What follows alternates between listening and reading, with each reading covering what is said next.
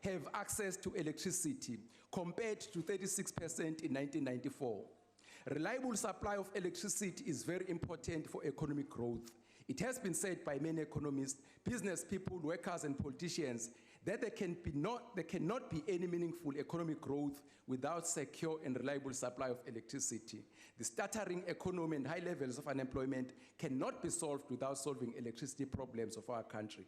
The decreasing effect of electricity is thus beyond dispute. Honorable Speaker, Deputy Speaker, I'm happy that we agree in the committee, as the adopted report proves, that recapitalization of Eskom should happen, therefore supporting the bill. It is also agreed that Eskom cannot be allowed to default. This will result in cross defaults, which may prompt the lenders of capital to recall their money. This will include the money guaranteed by government. Needless to say, that situation cannot be allowed because of its dire consequences on the sovereign debt and sustainability of fiscus. Although this creates the moral hazard and time inconsistency problem for Eskom to know that government will always come to its rescue, we feel the bill should be supported. But we must stress, honorable members, this cannot be a blank check. We agree fully with the Financial and Fiscal Commission that this should go with stringent conditions. More about this will be said later by my comrades. However, what we are stressing, honorable members, is that financial support is one of the main interventions necessary to take Eskom to viability and sustainability. We are also arguing that financial assistance from government is not and should not be seen as a panacea of all the woes of Eskom. Related to this assistance is the undertaking that Eskom on its own goes to the capital markets and raise a further 46 billion rand. That should happen. While we agree that many of the problems that Eskom is facing today could have been avoided, the fact of the matter is that Eskom infrastructure is old, averaging 37 years. This should raise a red flag for other infrastructure like water infrastructure, where we are told that some of the pipes are facing similar problems.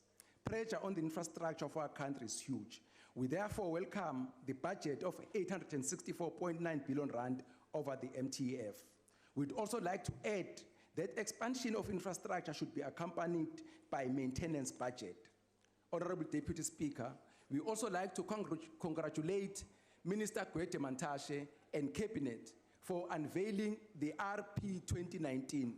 In particular, his assertion that, I quote, coal will continue to play a significant role in electricity generation as the country has the resource in abundance, unquote. Honorable Minister Mantashe, the financial markets responded positively to the release of IRP 2019. And that this will be done with due consideration of internationally accepted minimum emission standards over time. The committee also agrees with COSATU that the Minister of Public Enterprises should move with lightning speed to strengthen the board of directors and stabilize management. This he will do by adding necessary skills onto the board and appointing the CEO and other executives. Management science is crystal clear that for organizations in transition and facing the challenges, stability is a prerequisite. Investors and all stakeholders remain doubtful about the sustainability of a company if no such stability is obtained. Honorable members, if Eskom fails, contractors and other suppliers of goods and services to Eskom fail. Management will also feel the heat. Workers also lose. This then behoves all of us to play their part. We have learned with utter dismay and disbelief, honorable members, that there are coal suppliers who, for whatever reason, are making super profits at Eskom.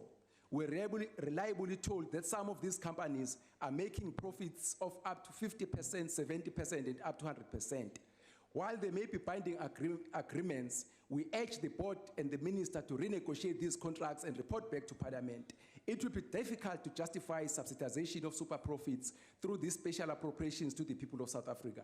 Government is leading the way, and we therefore expect everyone who cares about Eskom and the economy of this country to play his part or her part. It's only when we have unity of purpose that the future of Eskom can be guaranteed.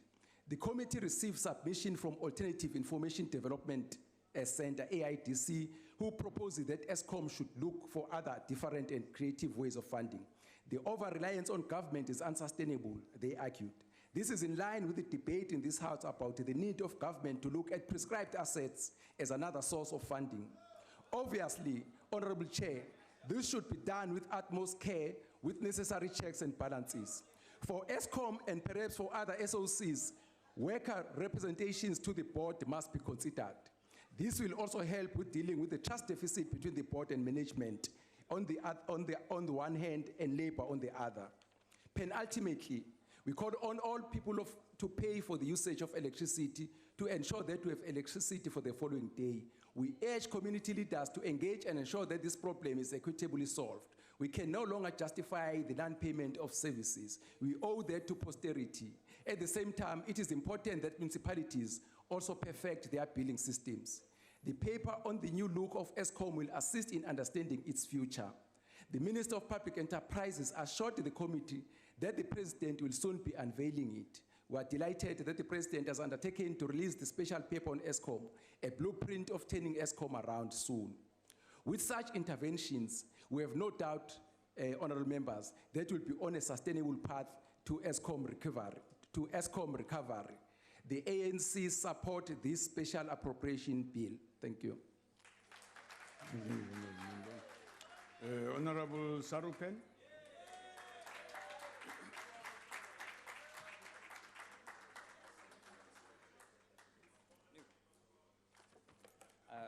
Thank you, Deputy Speaker. It's not easy being the tallest member of this House. Deputy Speaker, we just heard from the ANC that when the bailout money runs out, prescribed assets are coming. That was just confirmed to us, and that should give us all pause for thought. But Speaker, what's more important is that Eskom has a gun to the head of this government, as we've just heard, because they're ready to pull the trigger on a sovereign debt crisis at any time if National Treasury does not do their bidding. This is a fact. Every citizen in our country is a hostage to Eskom. We are hostage to load shedding, which causes massive economic damage. We are hostage to these bailout demands, and we are hostage to their endless management crises. Eskom is not even capable of holding onto a CEO. And we now have a point where the board chair is the acting CEO. So we've got an entity riddled with corporate governance problems, whose board chairperson is meant to hold its corporate governance to account, actually being in charge of it. That is not how you manage an entity this big. There are days when I ask myself if Eskom is physically burning money and not diesel to keep the lights on. Losses at Eskom have accelerated from 2.3 billion rands last year to 21 billion rands this year. While at the same time, Eskom municipal debt, outstanding debt from municipalities to Eskom has accelerated from 2.3 billion rands to 20 billion rands. Most of the debt from municipalities emanates from the Free State, the gangster state of Esmagashule, I dare say. It is interesting to note, Speaker, that the parliamentary program had originally planned to pass this particular bill with the adjustment budget in December, but our hostage takers at Eskom demanded their money at the end of this month. This means that there were many joint meetings with the NCOP committee on this bill, and it was fast-tracked to today. And in this context, one wonders if load shedding was not our hostage takers ensuring that they got their money on time. In this present form, this one-page bill will hand 59 billion rands in ransom money over to Eskom over the next 2 years, in addition to 23 billion rands a year already allocated to Eskom over the next 10 years, blowing up the deficit and debt in a constrained fiscal environment. And I call it ransom because it's unconditional. The bill allows the finance minister to transfer the money to Eskom without any preconditions being met. He can impose his conditions after giving him the money. If I gave you a loan for a house and then you spent it in a car, no bank would allow that, but National Treasury does.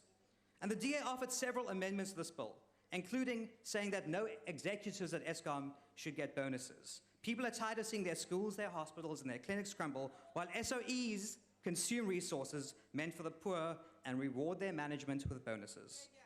Another DA amendment that was rejected was that Eskom review all of its procurement contracts to eliminate cost inflation as a result of dodgy deals done under ANC administration, I might say.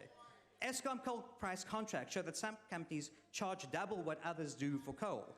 And the cost inflation is estimated to be 10 billion rands a year. You begin to see how these Eskom losses stack up. The amendments that the DA proposed were rejected because they're supposedly contained in Eskom's 9-point plan. But Eskom has had so many turnaround plans that they're back to where they started.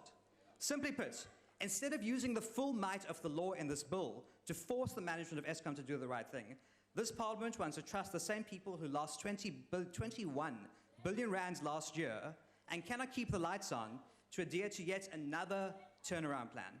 The management of Eskom is so poor that at the start of this month, the 1st of October, Fitch downgraded Eskom's standalone credit rating to junk.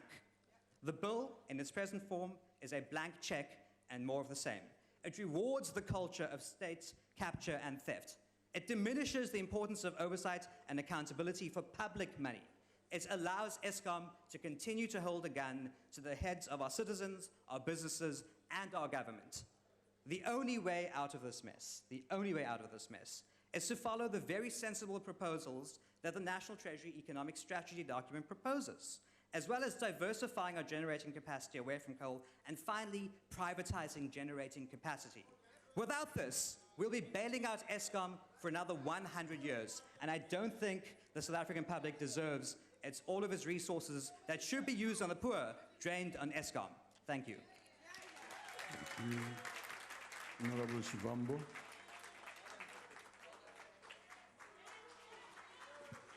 No, thank you very much, Deputy Speaker. So the Minister of Finance is tabling a special appropriation bill, which is basically a request to withdraw 59 billion rands from the National Revenue Fund with the intention of giving that 59 billion rand to Eskom on the illusionary hope that such is going to save Eskom from the current financial crisis. In 2015, the Minister of Finance then, Ntlanhlanene, he tabled the same bill, which was asking for 23 billion, and also asked for the conversion of a 60 billion rand loan into equity, which was the previous intervention of the state into Eskom. And all of these are made with the intention that it will lead to the stabilization of Eskom. And since the 23 billion request, there were a lot of conditionalities and commitments made here that will be the last time we make an intervention in Eskom. But where are we now? Eskom is still in a debt of more than 400 billion rands. In the current financial year, it made losses of more than 20 billion rand. And now we're being asked to agree on the withdrawal of 59 billion rands from the National Revenue Fund to again give to Eskom. But there are far much more deeper crises in Eskom which the political leadership is ignoring. One is that there's a leadership crisis. We have got a chairperson of the board who is incompetent and has been appointed as an acting CEO. There is no stability in terms of the leadership of Eskom. But the bigger crisis that Eskom is facing is the stabilization of coal prices.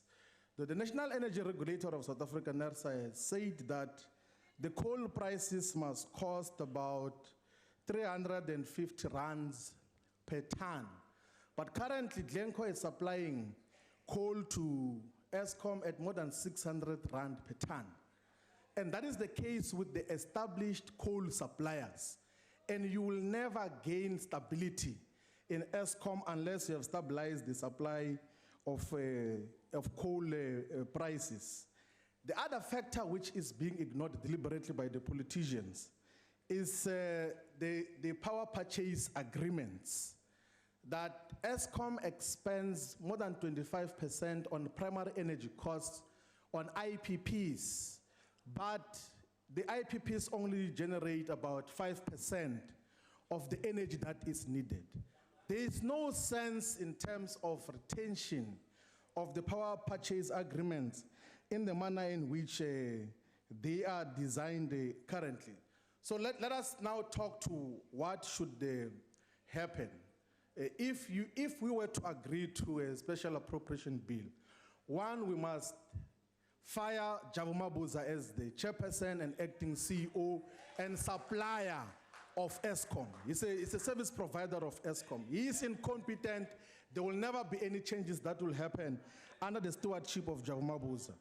Two, we must stabilize the prices of coal to the NERSA acceptable and given levels. 3, we should fundamentally review the power purchase agreements with the IPPs. And Eskom should have, the new leadership of Eskom should have the autonomy to independently negotiate the power purchase agreements without the imposition from the Department of Energy or whoever is doing so. Because in many instances, the leadership of Eskom is not aware who has signed those power purchase agreements. That is what in the immediate should happen. But the other thing that must be looked into is that do not unbundle a crisis-ridden Eskom. You can't say that you have got a crisis that is defining this power utility and you want to break it down into 3 entities. That is just going to deepen the crisis. The other thing that must be done is that the state should establish an independent renewable energy division so that we do not fully depend on the private power producers to generate renewable energy. And then as a long-term or medium-term intervention, you should pursue nuclear energy, but in a fiscally neutral way.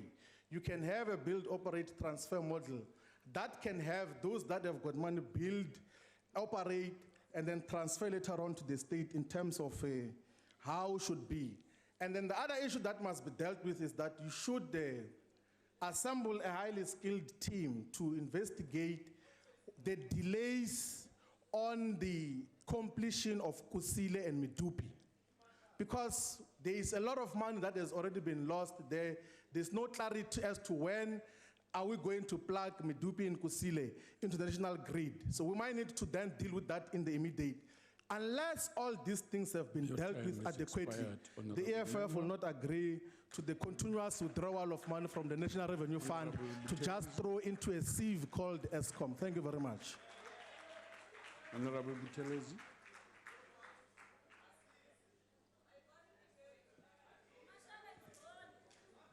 Thank you very much, Deputy Speaker.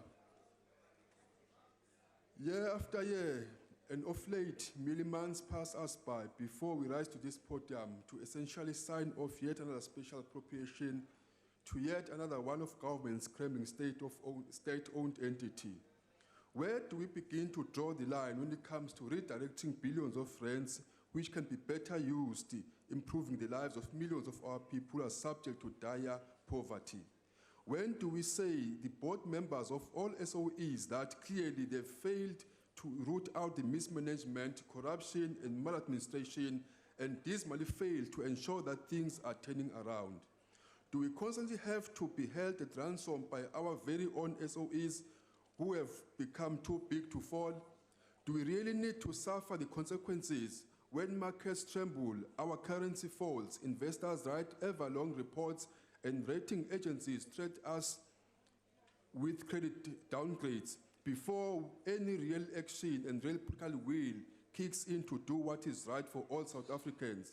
Honorable Deputy Speaker, we are fast becoming an economy which works on bailouts simply to stimulate growth, and clearly, in this case, another 59 billion to keep the lights on.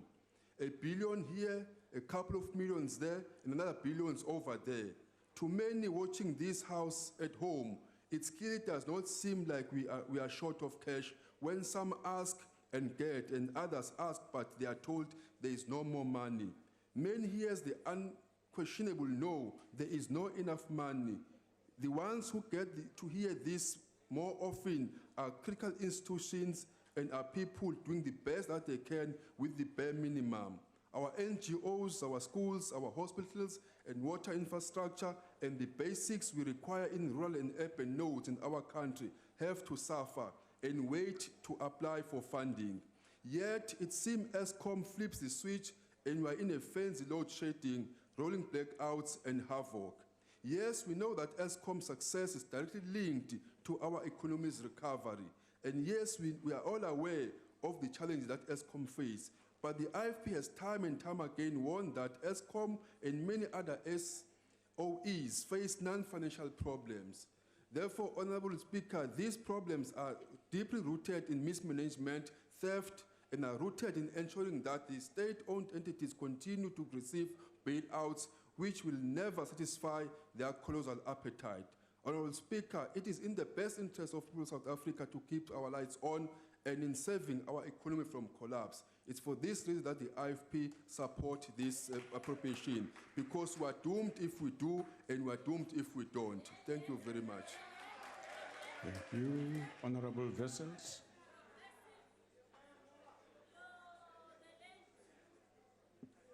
Honourable Deputy Speaker. Honourable Deputy Speaker, the question before us is not if the failure Honorable of members, Eskom your will levels be... of noise are too high, please. Please keep your voices low. Honorable members, your noise levels are unacceptably high. Go ahead, honorable member. Thank you, Deputy Speaker. Deputy Speaker, the question before us is not if the failure of Eskom will be detrimental to our economy. We all know that. We all know that for us to excel and for this economy to grow, we need a stable power utility. But the question is, will 59 billion rand of taxpayers' money prevent the collapse of Eskom? Will it prevent further load shedding? The previous 83 billion rand since 2006 paid to Eskom in the form of bailouts did not. Why would this differ? Yes, the 59 billion rand now comes with conditions, but the 83 billion rand also did. The 83 billion rand was supposed to be used by Eskom only for the enhancement of electricity generation and capacity and security of supply, and not for operational expenses. What was it used for? Operational expenses. So what will be different now? The last time the power utility paid dividends to government was in 2006, a mere 1.6 billion rand. Eskom has already failed, Honourable Buthelezi. Who is responsible for the demise of Eskom? It's not the past. It's the ANC. It's the ANC and the Cadre Deployment Committee who appointed board members and executives to Eskom who allowed the utility to be looted, to be exploited, whilst neglecting maintenance and good management, and whilst paying exuberant salaries to their executives. It's the ANC government who allowed this to happen. This bailout and the further exploitation of taxpayers will not solve the problems.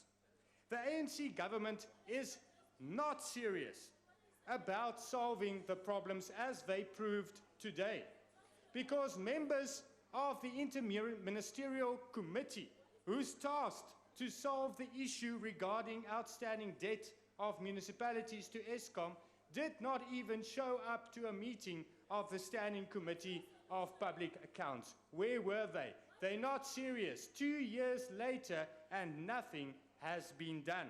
And now we must give another billions of rands of taxpayer money to Eskom. It will not solve the problems.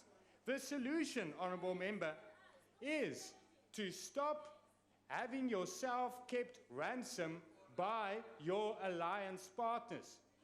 Ministers and even the President have stood at this podium and announced solutions, but then they go back and the COSATUs and the SACP tell them, no, you're not allowed to do that, and now there's another special appropriation bill. We need privatization, we need unbundling of Eskom, but your alliance partners are preventing you from doing it. So, Honourable Buthelezi, yes, you agree with COSATU, but you agree with them because you have no other choice. You're being kept ransom and you're keeping the people of South Africa ransom.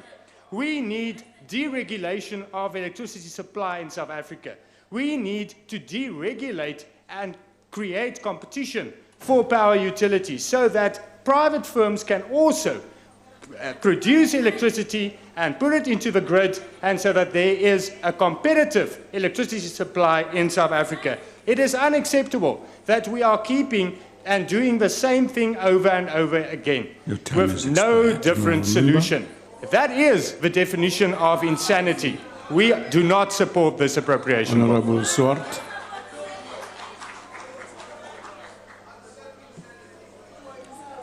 Thank you, Chairperson. Chairperson, I rise to represent the ACDP in this debate with a sense of outrage at the situation at Eskom.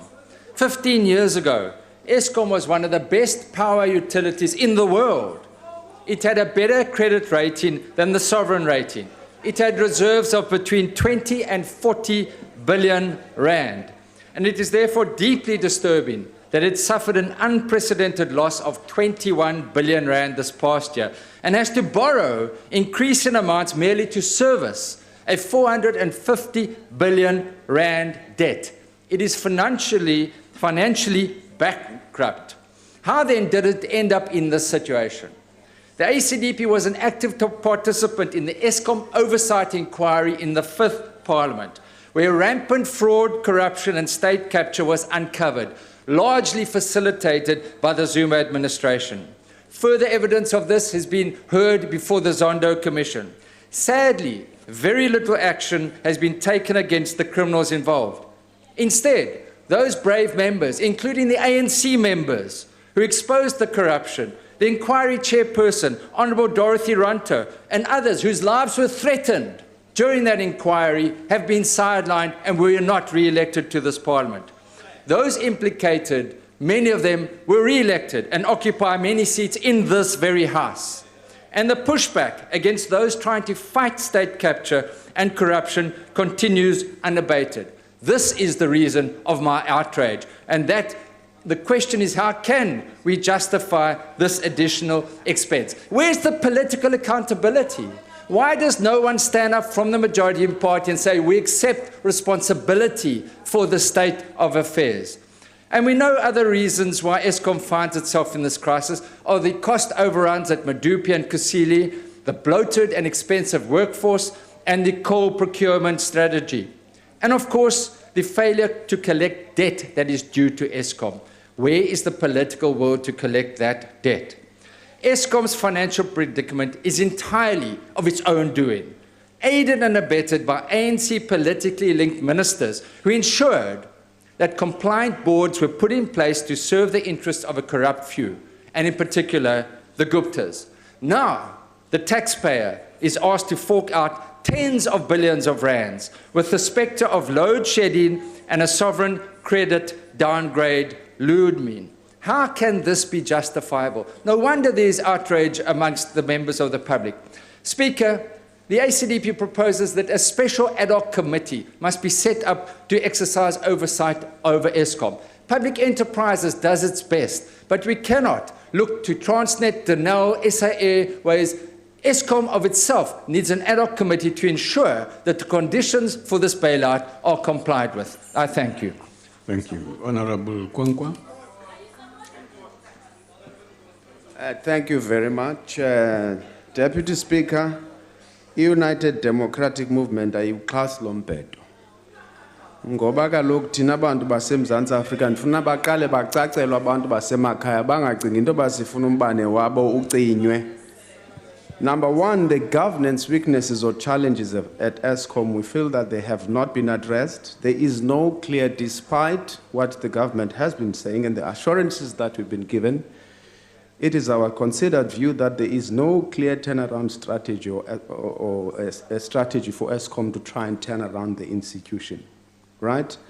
Another important issue is, which was cited earlier, the cost, reducing the cost of IPPs, independent power producers in particular, because we want to cite an important statistic as a way of substantiating this line of argument. For example, in 2015, that cost was 9.5 billion rand, 2016, 15.1 billion rands, 2017, 19.8 billion rands, and 2018, it's 25 billion rands that goes to IPPs, which naturally then increases the overall cost or the average cost of generating electricity at the time when we should be making energy cheap so that we can be able to stimulate economic growth. This matter seems like there is no intention on the part of government to even cap or try to ensure that the price that IPPs charge Eskom for electricity are manageable. The other important issue is that, indeed it was cited earlier, NESA regulations talk about 350 rands per ton for coal, but Eskom has paid in excess of that. When we're doing oversight last week as a standing committee on appropriations on this issue, they also cited the fact that I think it's either a supplier or suppliers were overpaid to the tune of 4 billion rands, which is money they need to recover. How do you overpay someone to the tune of 4 billion rands? Look at the Auditor General's report on Eskom. It talks about procurement and financial irregularities non-stop, and yet we are saying we should be throwing money at the problem instead of addressing the underlying root causes of the challenge. Unbundling, whether you like it or not, comes out of the manuals of the IMF and World Bank on privatization. Unless and until government is able to produce a concept document that can outline what it means by unbundling, it's clear that the fears of trade unions in particular, and some among us in South Africa, that this is a precursor to privatization are not unfounded.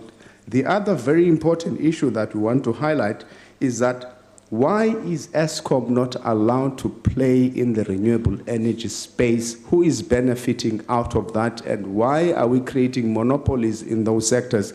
And who works at these wind farms? Because they employ 3, 4, 5 people, and yet we spend 25 billion rands per annum instead of spending money on areas where they will ensure socio-economic development benefits for the country. Marcel. Medical.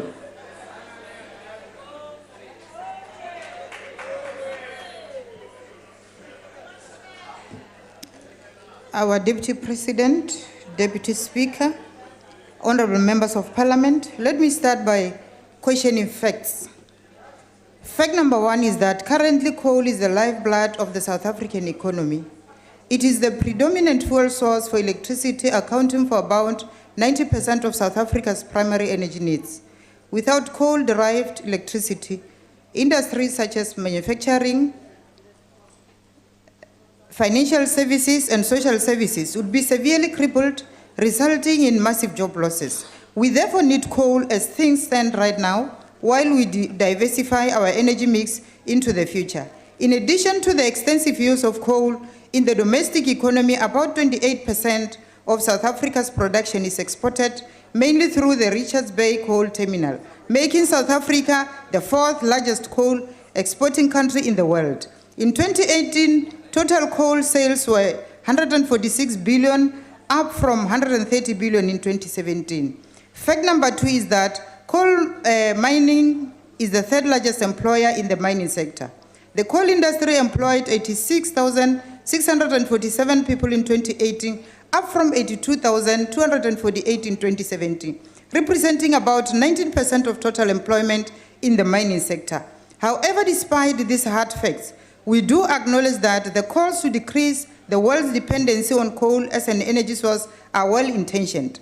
Lower use would reduce greenhouse gas emissions, and less demand would lower the environmental risk of coal mining. As such, as the world moves away from coal, South Africa will need to consider the implications. For example, full dependence on renewable energy can only be done if we move to lifestyles and systems that require only a small fraction of the present rich world per capita energy consumption. If all South Africans, including the majority of whom are in the rural areas, were to be brought to the required living standards, the renewable energy would not be able to cater for all of us. This is fact number 3. So we need to strike a balance between all these factors. That is why we bought into and supported the idea of just transition, which is the idea that justice and equity must form an integral part of the transition towards a low-carbon world.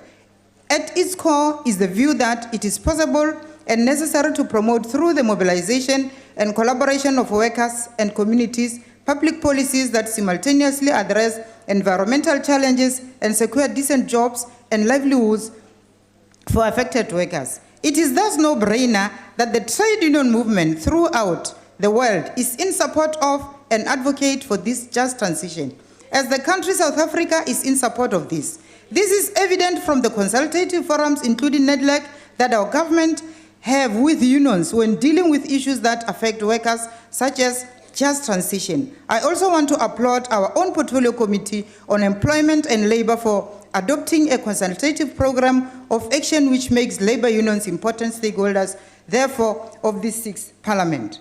We also support the view of Yes, we also support the view of National Union Mine Workers that government should support Eskom with funding as one of its entities achieve its development goals. That is why we support this special appropriation bill. However, we want to make a clarion call to all who owe Eskom, especially the organs of state, to please do their patriotic duty and pay their Eskom debts. The government bailouts are not and will never be sustainable. If the residents of Polokwane municipality where I come from, the majority of whom are poor, could pay their electricity bills, what stops the rest of us to do the same? Mera wa rena wa Polokwane o lemogile gore maAfrika ba ipsina kudu ge ba šomiša didiriswa tša bona ba sa dikoloti. Ba na le difounu, ba di rekela di-airtime, ba tseba gore di šomiša motlakase. Ba na le di-DSTV, ba tseba gore di šomiša motlakase. Eskom ke tlhase ya gore ba patala motlakase. Ka moka ga rena maAfrika Borwa, a re se phaleng ke batho ba Polokwane, a re ba ekišeng re patele motlakase. Honorable members would have witnessed the announcement of the Integrated Resource Plan by the Minister of Mineral Resource and Energy last week. This is important to know because it means the IRP is by no means the long-term solution to South Africa's energy crisis. As government puts it, it is a plan that directs the expansion of the electricity supply over the given period, and it augurs well with the just transition principle. Of significance about the IRP is that not only will it be in line with the commitments South Africa made at the climate change conference held in Paris in 2015 to reduce coal emissions, but it will also eliminate the element of risk when unwarranted issues surface at power stations. I am sure everybody will not want to experience load shedding anymore. I know that the prophets of doom are already shutting down this IRP, saying that it is not enough. But in my language, we say, "Jie palamoro is better than nothing." We therefore, as the ANC, support this special appropriation bill. Thank you, Honorable August.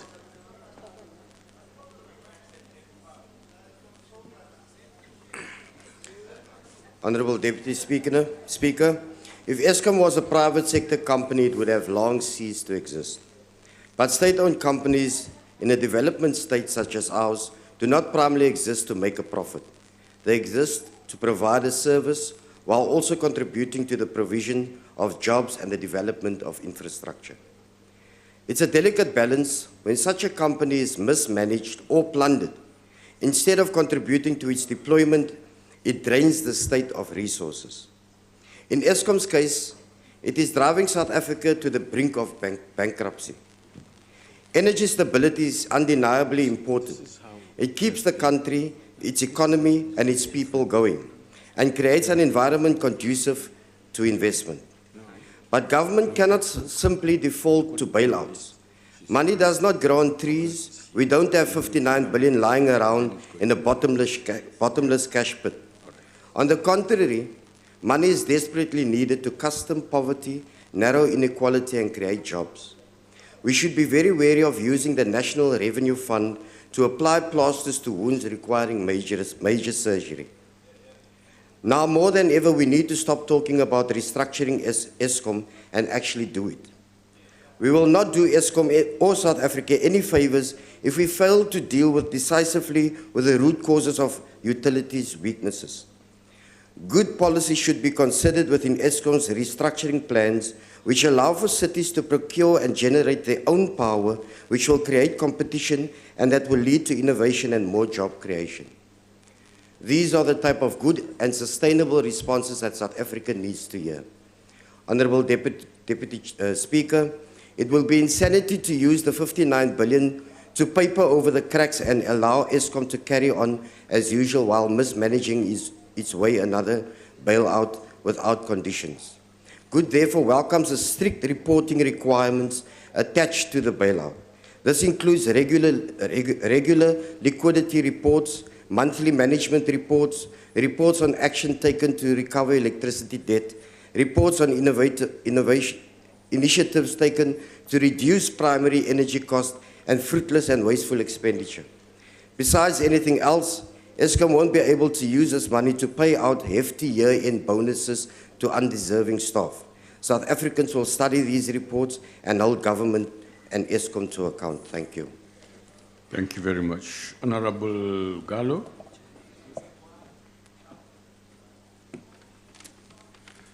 Thank you very much, Deputy Speaker. First and foremost, the African Independent Congress supports the Special Appropriation Bill.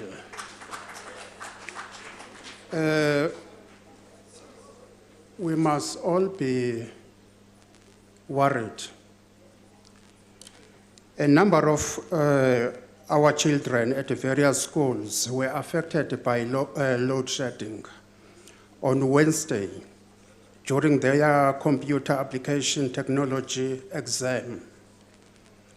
Deputy Speaker, the Special Appropriation Bill earmarks the provision of 26 billion and 33 billion for 2019-2020 and 2020-2021 financial years to Eskom under very stringent conditions. Part of the conditions require Eskom to use this money to settle debt and interest payments only. Another condition is for Eskom to outline a concrete plan of action to recover the money owed for electricity sales. Eskom has been thrown a spanner. It has to act decisively against the defaulting municipalities. We have also noted with grave concern the legal battle between Eskom and the National Energy Regulator, NERSA. This is unprecedented and unusual in the history of the utility company. Honorable members, while we support the division of Eskom into 3 compartments, we remain unhopeful about the future of the existing subsidiaries of Eskom, that is Rotec and Roshcon. Nothing has been said about them in the unbundling of Eskom debate. In closing, we call upon the President of the country, His Excellency Cyril Ramaphosa, perhaps to consider the appointment of Bobby Goldsill as Eskom CEO. Mr. Goldsill is an established businessman, having worked for Eskom as its national non-executive director in 3 trying times. We must narrow our ideological differences to accommodate our converging Honorable interests. Member, your time Thank you has very expired. much. Honorable Madisha. Dumelandat. Thank you very much. I agree with Wikipedia, which identifies 3 periods of energy crisis. And I here am referring to the financial years. The 2007-8, 2014-15, and 2019. We are indeed in an energy crisis. As an example, and there are many of course, the area around Kriel in Mpumalanga is now the world's 2nd biggest sulfur dioxide emissions hotspots. People are dying with lung-related illnesses. Eskom has gone to court to recover 69 billion cash bailout it received, and to have the right to raise a further 40 billion rand by increasing electricity prices by 16% in order to solve its liquidity crunch over the next 3 years. And the people who are going to suffer are those poor people in our country. Eskom is in such a deep crisis that South Africa is starting, as Moody's put it, down a barrel of a downgrade. Acting CEO Jabu Mabuza does not know the electricity generation and distribution business. There is no end in sight to Eskom's financial, managerial, and generation of electricity crisis. In 2019, Eskom's power production dropped to 219 gigawatts. It cannot produce more. Eskom has admitted that more than a third of its infrastructure is broken. Eskom spent over 50 billion rand on diesel in 10 years. The utility has only 2,000 megawatts of spare capacity. Deputy President, He's here. Speaker. Deputy President is here. You're right. Eskom is in a deep crisis. Talented specialists who know the business very well must be placed in charge.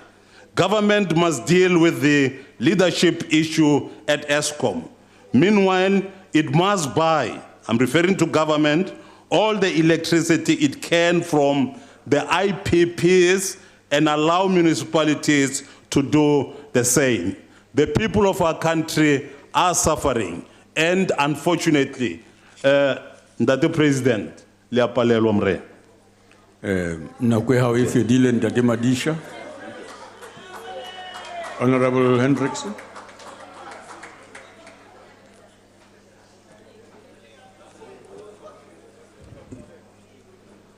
Deputy Speaker, I've just been informed that I'm a grandpa, 6 granddaughters, and now have another grandson. So I'm going to support this bill to keep the lights burning. The solution to the woes of Eskom has ably been offered by the leader of the 6th Parliament when he spoke about the Charter of Positive Values and his call for ethical leadership. The Deputy President has shown his support to strengthen the civil society mechanism supporting the Civil Society Manifesto. With regard to Eskom, there is a need for a model of engagement with the civil society mechanism which seems to elude us. If this was in place, we could have saved the country 59 billion rand. Existing oversight mechanisms like the Eskom board, the ministry, the cabinet is not enough. The country needs a civil society mechanism to have oversight over Eskom. There's a need for a model of engagement with civil society to assist the board, the ministry, and the cabinet so the people can govern. One of our respected ministers have alluded to the lack of ideological psych among honourable members of parliament to the values of the liberation movement. The exercise of this ideological psych would have prevented the problems at Eskom. It has not gone unnoticed that Eskom did the country proud by connecting many of the most indigent people in the country, but at a cost which has wiped out this remarkable achievement.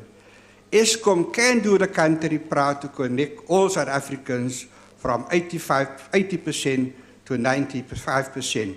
We wish the Minister of Public Enterprises the wisdom of Solomon to put Eskom on the right path, and he is well placed to do so. Al-Jamaa supports the Special Appropriation Bill called the Special Appropriation Act of 2019. Honorable Joseph. Thank you, Deputy Speaker. Let me acknowledge the work of National Treasury, Parliament Budget Office, Financial Fiscal Commission, all support staff, and all institutions who participated in the Special Appropriations Bill for Eskom. Eskom wat krag moet voorsien en as 'n winsgewende staat-entiteit moet funksioneer, het hulle mandaat en hulle visie in die staatskaping tydperk verloor. Die impak is negatief vir al op besighede, veiligheidsdienste, landboudienste, gesondheidsdienste, en nou moet ook alle staatsdepartemente wat dienste verskaf aan gemeenskappe, hulle moet ook nou beurtkrag onkostes binne hulle begroting inwerk. Die regerende party, die ANC, moet volle verantwoordelikheid neem vir die swak ekonomiese groei, hoë werkloosheidssyfer en die onderverhaling van inkomste by SARS en munisipaliteite. A corrupt ANC has corrupted many state departments. Stop blaming apartheid for the mess of Eskom. Auditeursverslag bevestig dat Eskom se senior bestuur gedurende die staatskapingstydperk nie finansiële riglyne daarbey en goeie bestuur gebly hou het nie en ook nie die tenderregulasies gevolg het nie. Van die groot insinkings was die afskaffing van die onderhoudsprogramme by die kragstasies en die vermindering van ingenieurs. Eskom se pogings om interne verantwoordelikheid te hou het nog niks resultate opgelewer nie. Die ANC-beheerde munisipaliteite, ANC-beheerde staatsdepartemente, as ook die nie betaalkultuur van die ANC in sekere gemeenskappe moet nou aangespreek word. Die DA sê almal moet dieselfde behandel word. Waarom moet wetsgehoorsame burgers wat ook betaal en swaar kry en krag koop, waarom moet hulle dit doen terwyl daar onwettige gebruik is van krag en die weiering om te betaal?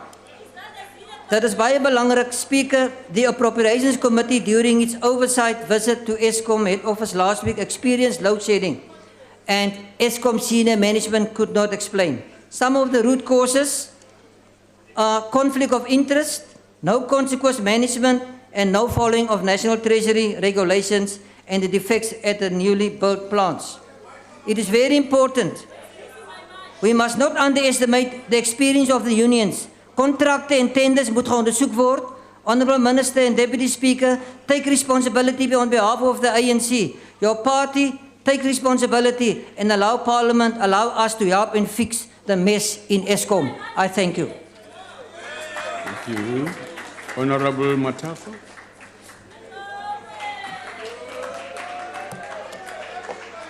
Honourable Deputy Speaker, Honourable Deputy President, and honourable members.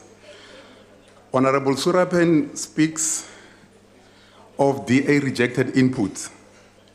These inputs were rejected because the DA wanted to expropriate the committee discussion without compensation, or at least give credit to the committee. The DA summarized the committee discussions and wanted to pass them as their own. In my submission, I will underscore some of these conditions as discussed and agreed to in the committee. My advice to Honourable Shibambo, in as far as is concerned in relation to stabilizing the coal cost in Eskom, he must please revisit the Eskom 9-point plan as presented to our committee, as well as the inputs made by Honourable Minister Godan during the budget vote debate on the 11th of July 2019. Please pay undivided attention to paragraph 32 under the operational performance section.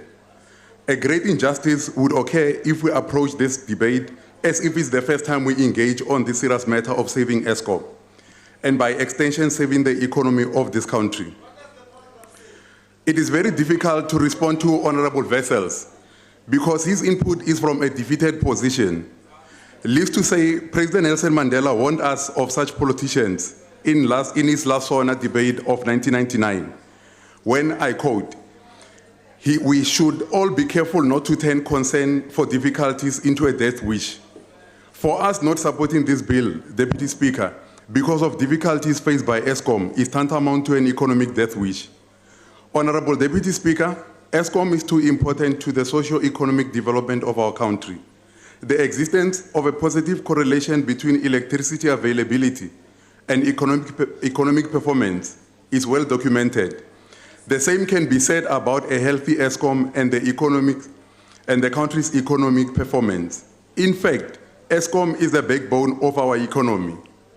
The committee agrees with the President's assertion in his SONA 2019 address that Eskom is too vital and it cannot be allowed to fail.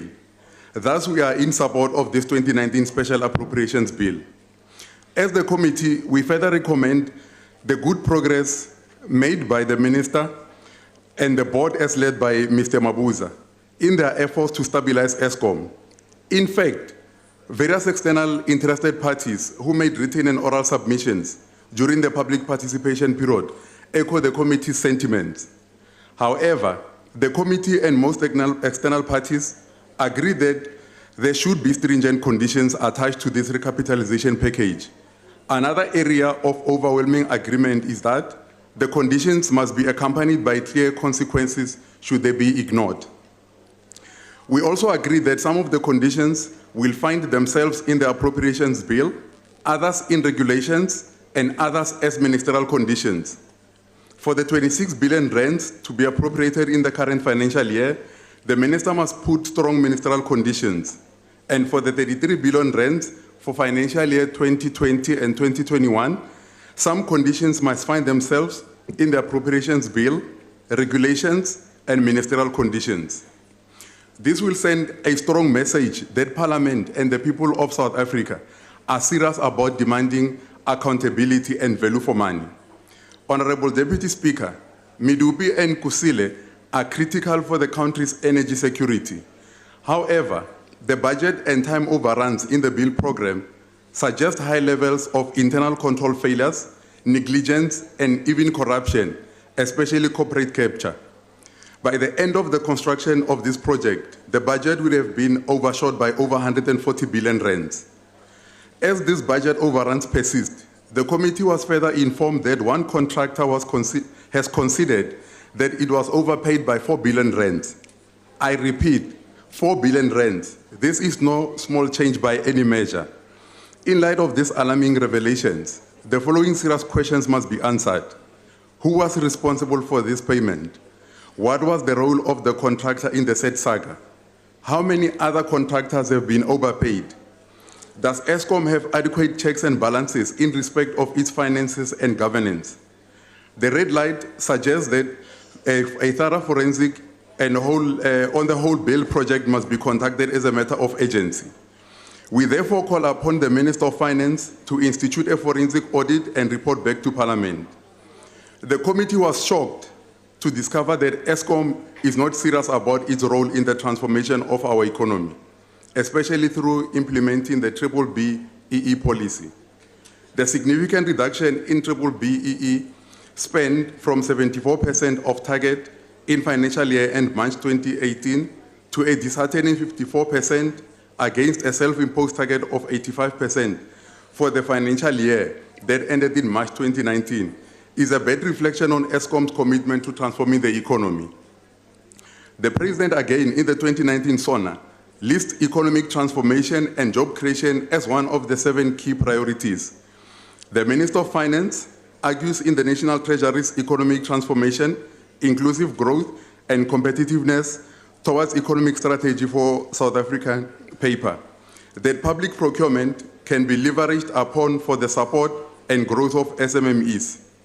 One of the ruling party's manifesto commitments is based on the concentration and transformation of the economy and opening it up to participation by small, medium enterprises, emerging cooperatives. These are 4 good reasons for Eskom to pull up their socks in this area of BBBEE. As the ANC, we support the bill. Thank you very much. Honorable the Minister of Finance.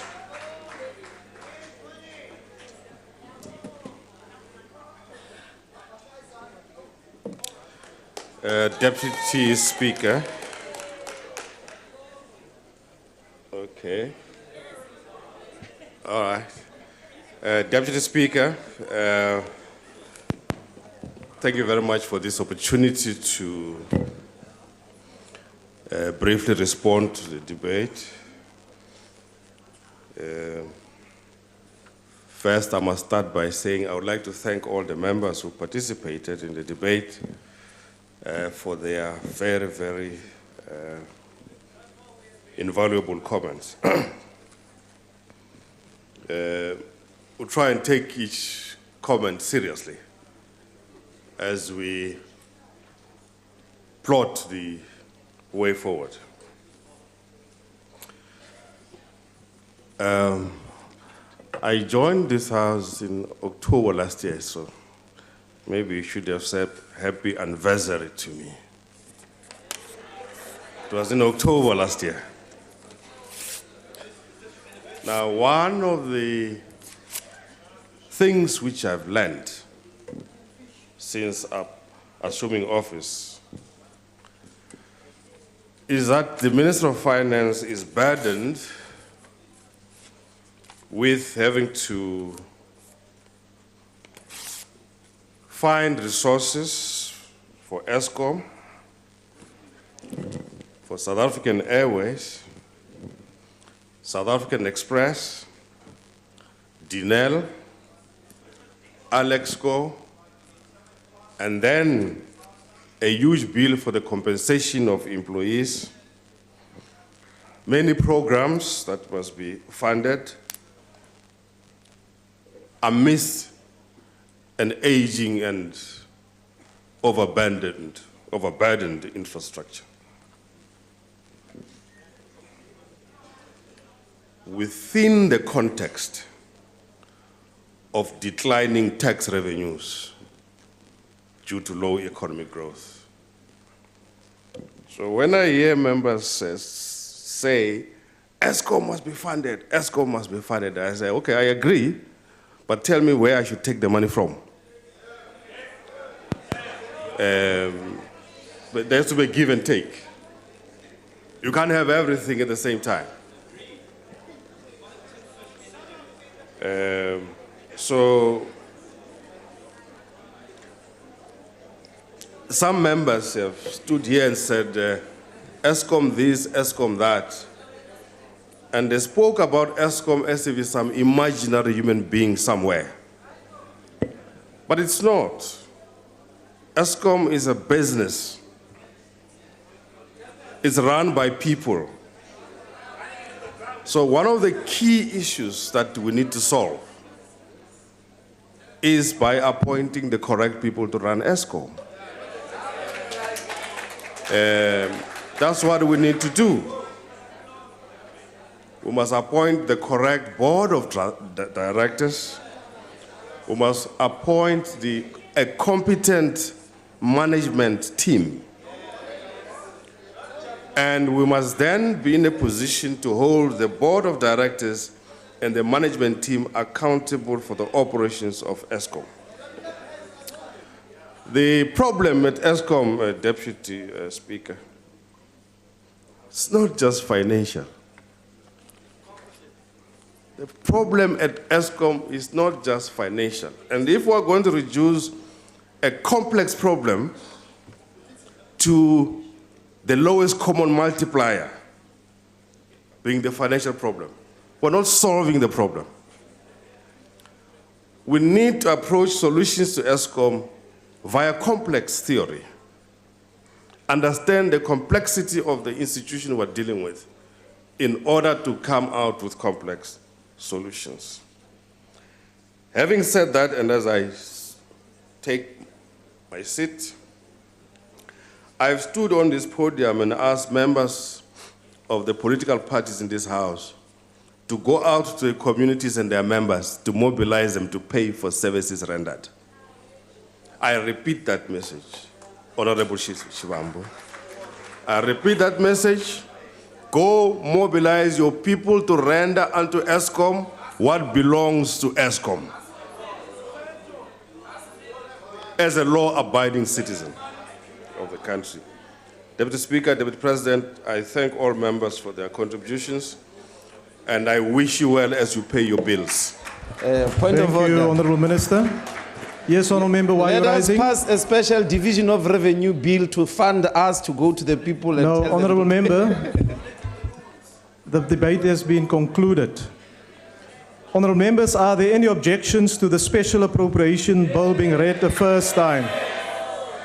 I now put the question. Those in favour will say aye. Those against will say no. I think the ayes have it. Chairperson, the EFF calls for a division. A division having been called, Yes. the bells will be rung for 5 minutes. Thank you.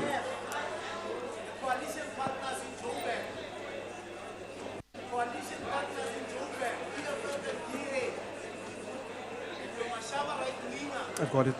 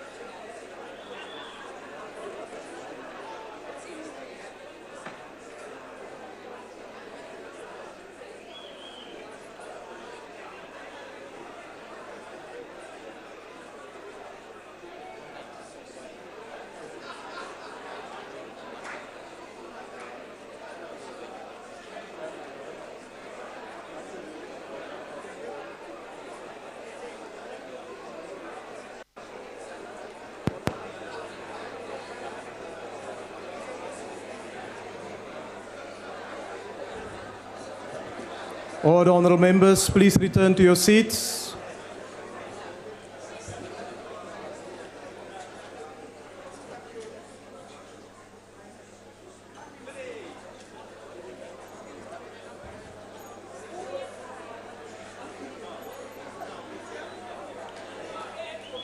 Honourable members, please return to your seats.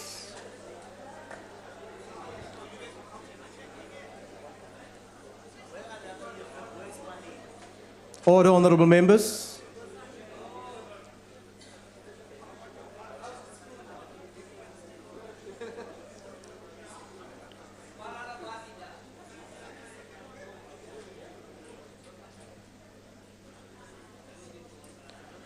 Honourable members, I would like to remind you that you may only vote from your allocated seat, and when requested to do so, you must simply indicate your vote by pressing the appropriate button below the yes, no, or abstain signs. If a member inadvertently presses the wrong button, the member may thereafter press the correct button. The last button pressed will be recorded as the member's vote. The question before the House is that the Special Appropriation Bill be read a first time. Are all members now in their allocated seats? Voting will now commence. Those in favour of the bill being read a first time should press the yes button. And those against should press the no button. Those wishing to abstain should press the abstain button. Have all members voted?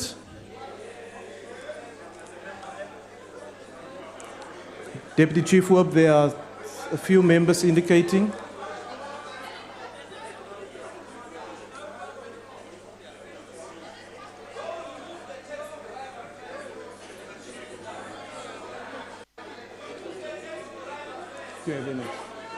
Thank you, honourable members. The voting session is now closed. We've recorded your names, honourable members.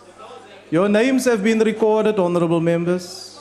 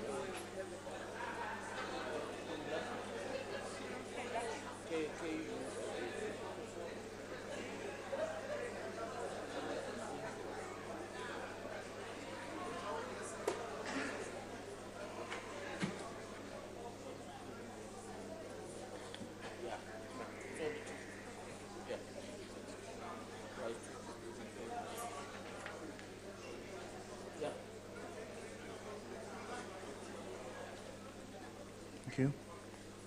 Honourable members, the outcome of the division is as follows. There's no abstentions, 105 voted against the question, and 200 voted in favour. The question is accordingly agreed to, and the Secretary will read the bill a first time. Special Appropriation Bill. The Secretary will read the last order of the day. Second reading, Special Appropriation Bill.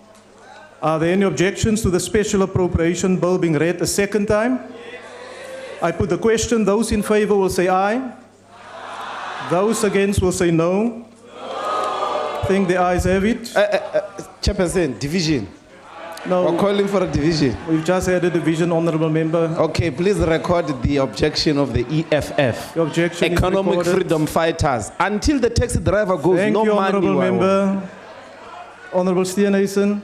House Chairperson, will you note the objection of the Democratic Alliance? Objection will be noted. ACDP as well. As well as the ACDP. FF Plus, thank you. Freedom Front Plus. UDM, Chair. UDM. Anyone else? The Secretary, order. With those objections, the question is agreed to and the Secretary will read the bill a second time. Special Appropriation Bill. The bill will be sent to the National Council of Provinces for concurrence. That concludes the business for the day and the House is adjourned.